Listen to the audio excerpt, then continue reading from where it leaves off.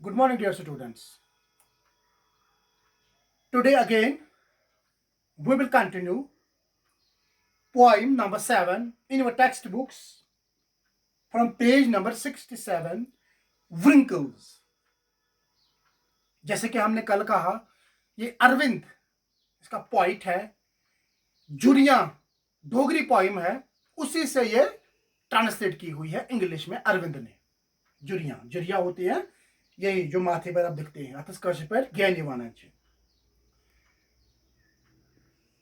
Till now, we have read about this poem that it is all about the sacrifices made by a mother towards their children, towards her children.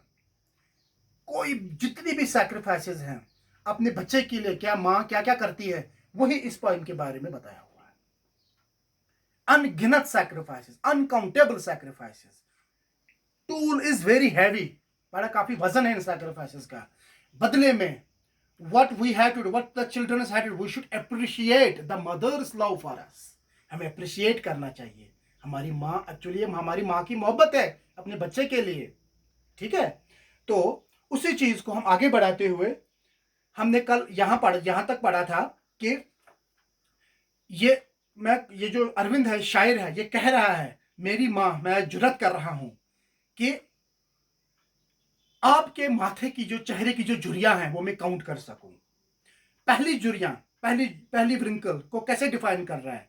उस समय जब इस मेरी माँ की शादी हो जाती है, मेरी माँ की शादी हो, अप्रूट करने का मतलब है कि जब उस लड़की की शादी होती है, एक घर से दूसरे घर में जाती है, माँ बाप का वहीं पर थोड़ा सा एक आधा रिश्ता खत्म हो जाता है, वो पहला है।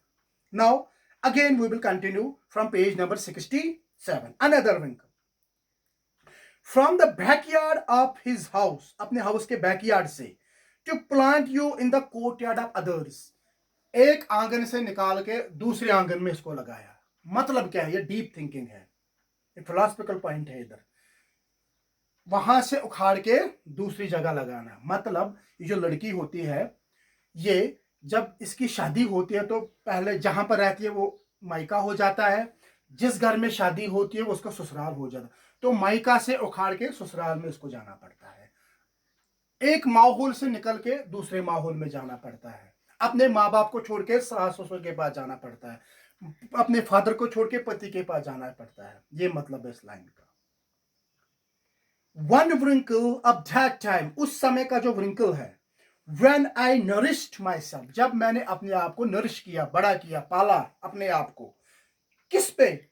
On your blood and grew in your womb, आपके खून से मैं सींचा गया हूं, आपके खून से मैंने अपने आप को सींचा है, आपने मुझे सींचा है खून से, तब मैं नरिश हुआ हूं, बड़ा हुआ हूं।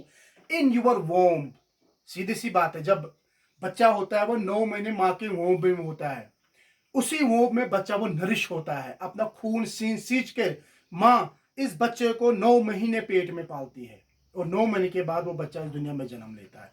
इससे बढ़कर कुर्बानी कोई हो ही नहीं सकती। Page number 68, another wrinkles when I sucked from your breast the cum lines of your face, दूसरी wrinkle, जब मैं इस दुनिया में आया, 6 महीने 7 महीने मैंने आपकी छाती से, ब्रेस्ट से दूध पिया। पहला पोषण जो खुराक होता है वो मदर्स मिल्क होता है, एटलीस्ट 6 मंथ्स के लिए जो शेरखार बच्चा होता है, वही उसका पूरा कंप्लीट फूड होता है। तो उसी से माँ ने अपनी छाती से लगा के अपने बच्चे को अपना दूध पिला, उसको नरिश किया। उस समय का विंकल उसको याद दिलाता है। Still another wrinkle when a girl took me away from you, next wrinkle, जब मैं बड़ा हुआ आपने मेरी शादी की। शादी क्या की? मैं अलग हो गया आपसे, बिछड़ गया आपसे। एक लड़की मेरी जिंदगी में क्या आई? उसने मुझे अलग ही किया आपसे, दूर किया मुझे उसने आपसे। ओके स्टूडेंट्स, ये वहां पर ये मतलब ये स्टोरी बता रहा है। तो यहां तक जो हमने इस पोइम में पढ़ा है कि ये जो शायर होता है, ये अपनी माँ के व्रिंकल्स काउंट करवाता है। शादी होती है, नरिशमेंट होती है, वो में बच्चा होता है, उसकी बाद में जब वो शादी करके फिर अलग हो जाता है अपने माँ बाप से, उस समय का ये पूरा ये शायर जो है ये रिकैप्चुलेट करवाता है, अपनी माँ की जो झुर्रियाँ हैं वो गिनवाता है। I think that is sufficient for today, we will continue it again. Thanks.